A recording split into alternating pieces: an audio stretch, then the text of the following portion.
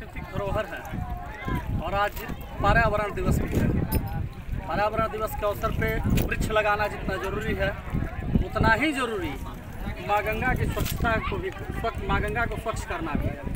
माँ गंगा की निर्मलता से देश के करोड़ों लोग सुखी होंगे। माँ गंगा अपवित्र होंगी, दूषित होंगी तो लाखों लोगों के जीवन यापन पर, लाखों जो जलीय जंतु हैं उनके स्वास्थ्य पर, उनके व्यवहार पर असर पड़ेगा और इससे पूरे पर्यावरण का संतुलन खराब होगा। इसलिए इस पर्यावरण दिवस के अवसर पर आप सभी से आग्रह है कि माँ गंगा को निर्मल करें। अविरल धारा स्वच्छ किनारा, निर्मल गंगा संकल्प हमारा। वंदे मातरम, गंगे मातरम, भारत माता की। आपका परिचय क्या है? सौरभ तिवारी, जिला संयोजक गंगा विचार मंच। आकाश